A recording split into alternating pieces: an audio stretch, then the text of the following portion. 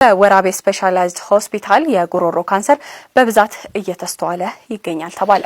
በወራቤ ኮምፕሬሄንሲቭ ስፔሻላይዝድ ሆስፒታል በጉሮሮ ህመም ለምርመራ ከሚመጡ 5 ታካሚዎች ውስጥ 2ቱም የጉሮሮ ካንሰር ተጠቂ ናቸው ተብሏል። የሆስፒታሉ የህዝብ ግንኙነትና ኮሚኒኬሽን ክፍል ባለሙያ የሆኑት አብዱል ጀባር አብዱላ ለብስራት ራዲዮና ቴሌቪዥን እንደተናገሩት ከሆስፒታል የኢንዶስኮፒ ምርመራ ክፍል የተገኘው መረጃ እንደሚያመለክተው ከሆነ በአካባቢው የጉሮሮ የምግብ መውረጃ ቱቦ ካንሰር በጣም እየበዛ መሆኑን ገልጸዋል። ወደ ክፍሉ ለምርመራ ከሚመጡ 5 ታካሚዎች ውስጥ 2ቱም የጉሮሮ ካንሰር ተጠቂ ሆነው እንደሚገኙ ነው የምርመራ ክፍል መረጃ ያሳያል። የጉሮሮ ካንሰር የመዋጥ ችግር፣ በተደጋጋሚ ማስመለስ፣ ክብደት መቀነስ፣ የምግብ ፍላጎት ማጣት፣ አቅም ማጣት፣ ድካም እንዲሁም የምግብ አለመፈጨት ስሜት፣ የማይቋረጥ ሳል፣ የድምጽ መጎርነን የበሽታው ምልክቶች መሆናቸውም ተገልጿል።